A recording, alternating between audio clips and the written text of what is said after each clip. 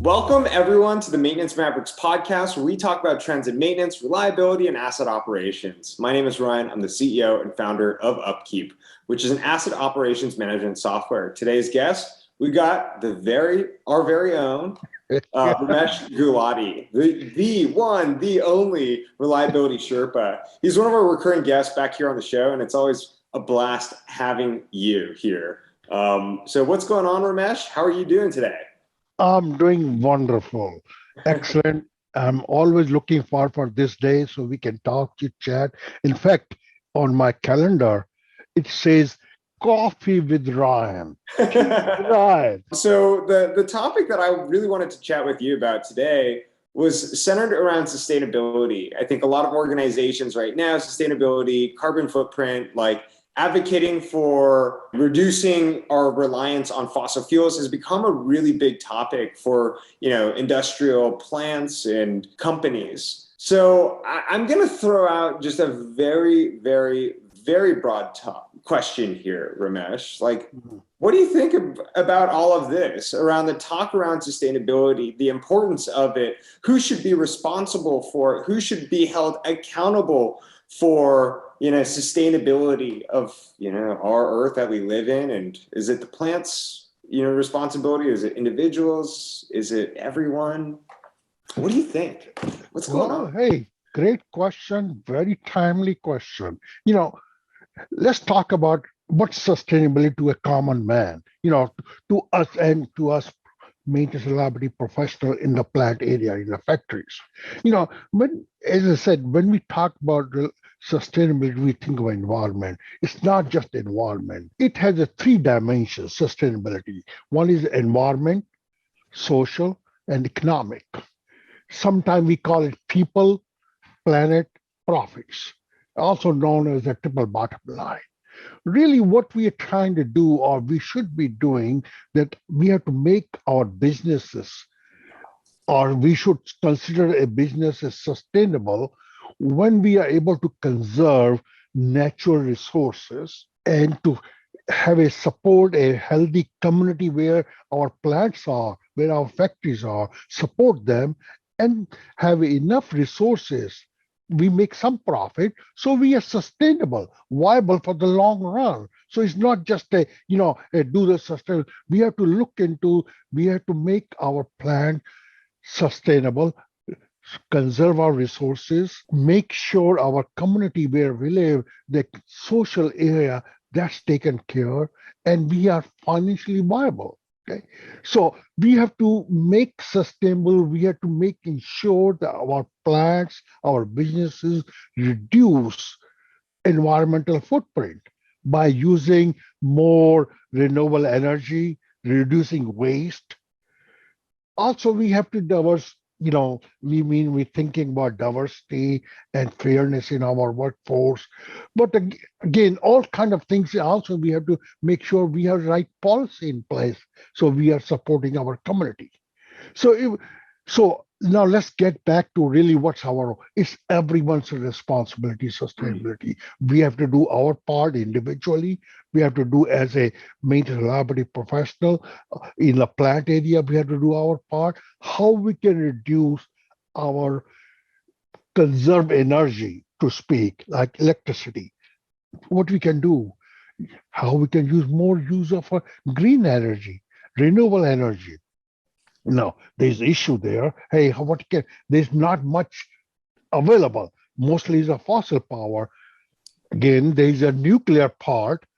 Somehow we have last few decades since 3 Mile Island and Chernobyl in Russia, we kind of say, hey, nuclear energy not for us. But that's a little bit, I think we have learned a lot.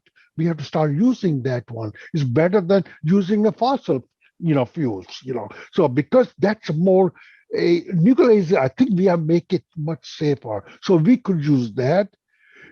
I think that's what we have to start thinking is how we can reduce our natural resources and use more this renewable energy as much as possible and conserve our natural resources. Right. And I 100% agree. It's it's this focus on building a sustainable world that we live in. And I think, you and I were kind of mentioning around water, the usable water. We talked about fossil fuels right before we hit record. And right now, and I think what a lot of politicians are bringing up is, the way that we're running a lot of our businesses and the way that we're running the day-to-day today is not sustainable. So we need to get to that place. Yeah. It's just a matter of how and when.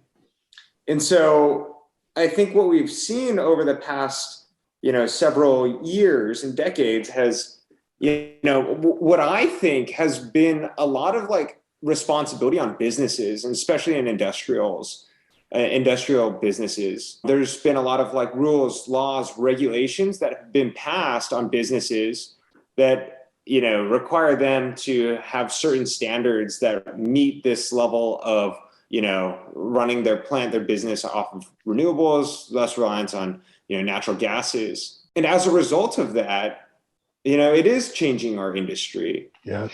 So I kind of want to ask you the question, like, how are you and how do you see like the focus, the push of sustainability? How do you see this impacting, our industry and people in our industry, maintenance, reliability, operations, industrials?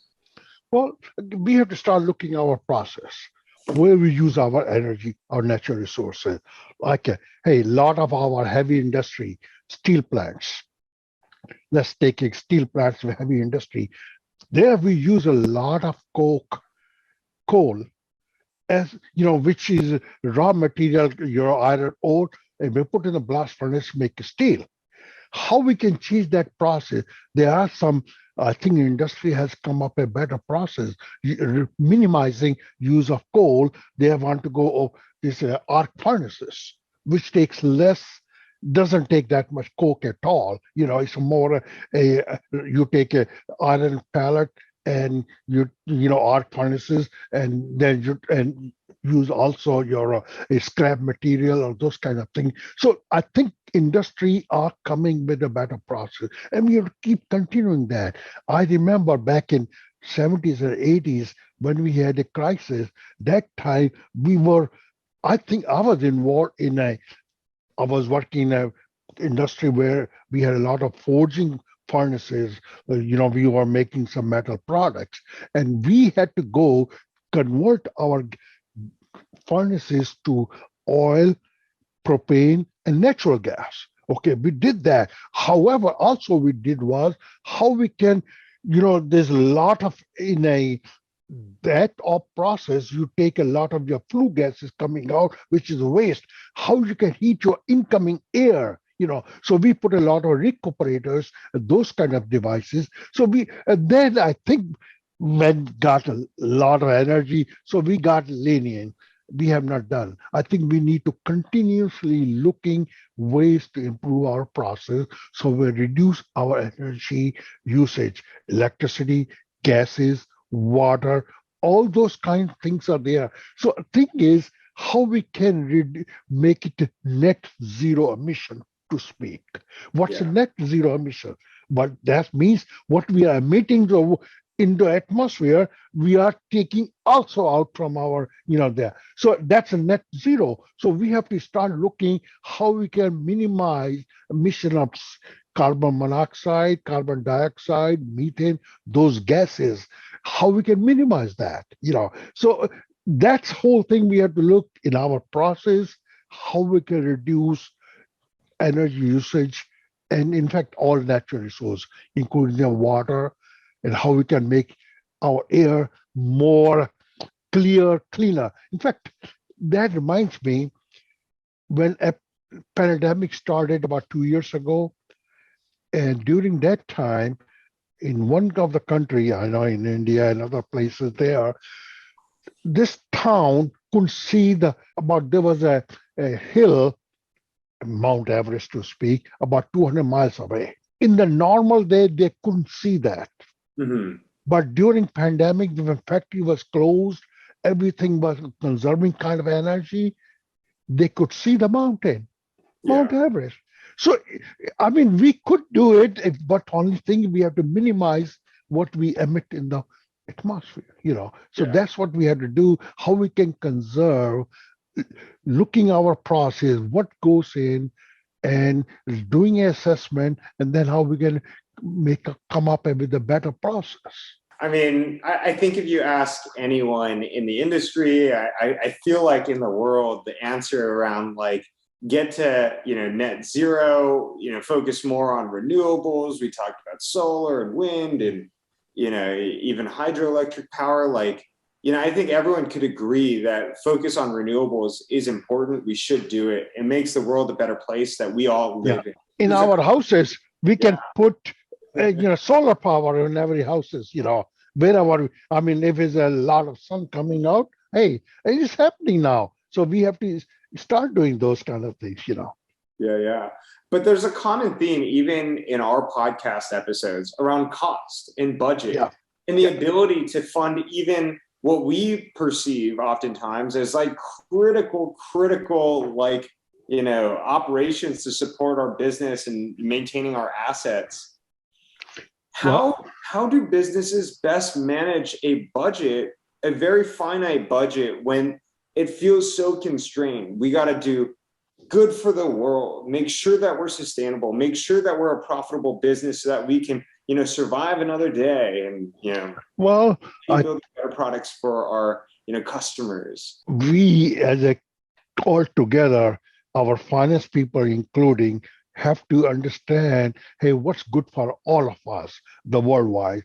And when we are trying to justify these energy conservation related projects, less return on investment should not be 20-30%. Let's reduce it 10% or 5%. It's a long-term return, but we can make it.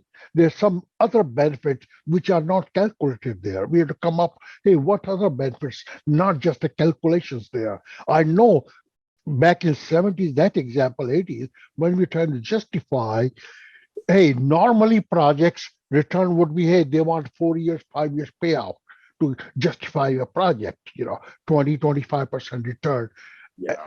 But on energy kind of thing, the corporation decided, and let's do even 10%. It's okay. So I think those kind of decisions we have to make. What's good for all of us, and then we can, it may take a little bit longer to get our money back, but there's some other benefit, environmental benefit, which we don't consider. We have to think about, hey, how we can improving our environment or something. I mean, you kind of bring up a really good point around, like, I think businesses and even individuals are very, very short-term focused. It's like, myself this year, upcoming quarter and hitting our goals of Wall Street. And that's okay. Like that's very understandable. But when we think about sustainability of the world, that's not a short-term horizon thing. This is, something that impacts us for, generations beyond us. I think, what we've seen be, semi-effective, I think that I'm sure this is very controversial here, is carbon credits, be a good option towards support, basically putting a financial incentive, because we know that people move when there's a financial incentive. So these carbon credits have been good for a lot of businesses to move towards, building more sustainability within their business. Again, there's lots of good, lots of bad. Some people abuse this. I don't know. Do you have any thoughts around better ways to solve this? Sustainability is a much longer term thing that's so important. But businesses are also very focused on the short term, making sure that we hit the goals of Wall Street. I think it's the industry and academia have to work together. Let me give you another example, which I was reading just a few weeks ago. Let's take a blue jean. To make a blue jean, we need a cotton. Then we have to process that cotton and make a textile. And then we make a blue jean, then we make it, and then we dye it all. And they figure it out. It takes almost 1,000 gallons of water to make a blue jean. Okay.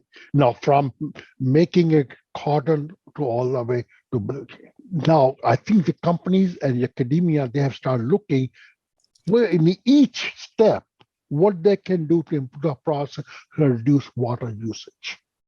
So they are developing methods individually in different places in the step in making a gene, blue gene, how we can make it better. I think that's what we have to start looking into and working companies, academia, all together, how we can look, hey, what's really how we can take a product from start to end, how we in all different steps we have to take, how we can reduce our energy input at different stages.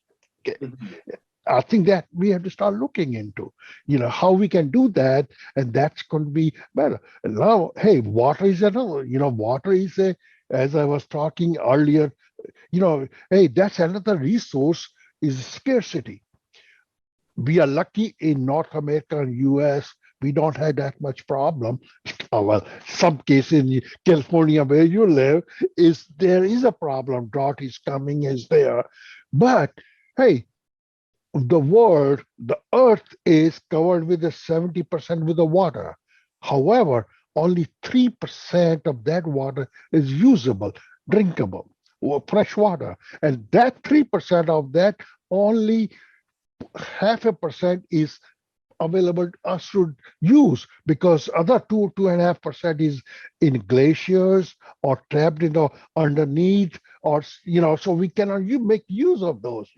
So we have to start not just a renewable energy. When we are talking, we have to think about water also, how we can conserve water. So there are companies are working on, and also there was a UN study that 50 or some high number of water, good water, which we have fresh water we are sending to our homes, is get lost in our infrastructure. And we are hoping, we talk about infrastructure, hoping that infrastructure is going to take care of those pipes, where water is leaking, and we can reduce that kind of thing. So there's a lot of interconnection. Infrastructure has to play, that money budgets are coming. We can help that one, should help our infrastructure and our plants. So it's not just a small thing. It's going to take us a long time to do all of these things, but we have to have some kind of plan, and somehow our all have to work together. To me, financial people and the plant people all have to work together to find how we can justify these projects easily, so we can do some of the sustainability things. Yeah, absolutely. I mean, to your point, it's a group effort. This is not Yeah. just, one department, the sustainability department trying to, dictate, what we do at our plant. Like it's got to be a full group buy-in. And it has to have a financial impact too, which is obviously why we talked a little bit more about, carbon credits. Yeah. Obviously, there's a lot of challenges ahead, but there's also a lot of opportunities ahead for, emerging managers, people who really care about this space and care about doing good for sustainability, our Earth. Do you have any recommendations for people who are interested in this space and wanting to do good to really get ahead of it? Again, this is a data scattered around. You have to Google. I had to Google, find something. The UN has done a good job. There's some sustainability reports out there. Department of Energy has a good work on how to select a more energy efficient motors, which we use. Operation maintenance guys use a lot of motors. How we can conserve energy. Air leaks a lot.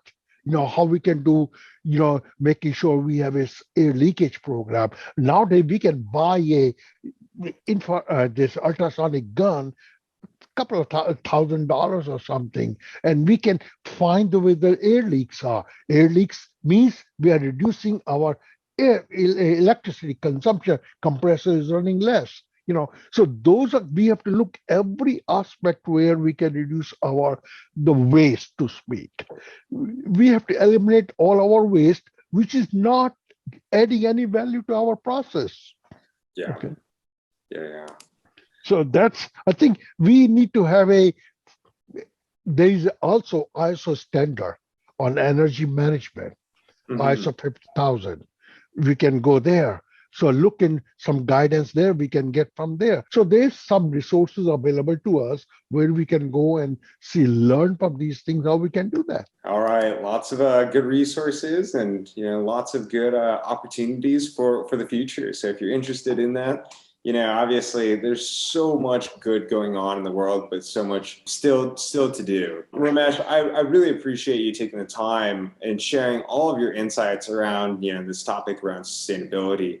If there's one big takeaway that you hope that all of our listeners would take away from today's discussion, what would you say that is? Be energy conscious. Try to minimize energy usage. And when you talk energy usage, don't think just electric, gas or petrol or some of those things. Think about electricity, water, all of those things. How we can try to recognize the waste. What's input going, what output, how much we are wasting goes up in the stack, up in the atmosphere. How try to find that and then find the ways how we eliminate those waste. Let's not pollute the environment. And we are talking land, air, water, as try to minimize the waste. Also, the practice. In fact, I wrote a kind of a checklist in my book, in my third edition. I talk about sustainability, how we can minimize our waste, what we buy, our at home or at our work, how we can be a more conscious of energy efficient things, So that's kind of hey, even our transportation. Have you bought a hybrid or electric car yet? Think about that one. So what we can do to minimize, again, yes, I see there's some issues there on charging stations and those kind of things, but I think we are trying to resolve those.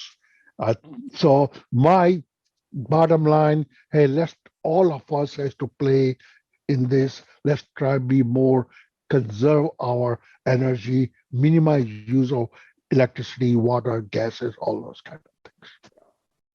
Yeah, absolutely. There's a lot that we can do at the personal level on top of the business level, corporate level as well. Again, thank you so much, Ramesh. Can you share with all of our listeners the different ways that they can connect with you and follow you on your journey? Sure. Hey, they can call me, or they can communicate with me, Ramesh.Gulati at ReliabilityX or hotmail.com. Either way. And I'm also LinkedIn. Mostly, I don't go that often, but I go there once or twice a week, and I can answer there at the LinkedIn also. Awesome. And they can contact your UpKeep. Yeah, that's totally right. If you want Ramesh's contact information, you can also reach out to myself. We'll get you connected too. So thank you again, Ramesh, for joining us. Thank you to all of our listeners for tuning in today's episode of the Maintenance Mavericks podcast. Again, my name is Ryan. I'm the CEO and founder of UpKeep. You can connect with me. I'm also very active on LinkedIn. Shoot me an email at ryan@upkeep.com. I hope everyone enjoyed today's episode, and I look forward to connecting with all of you soon. Until next time, thank you again, Ramesh. Thank you, Ryan.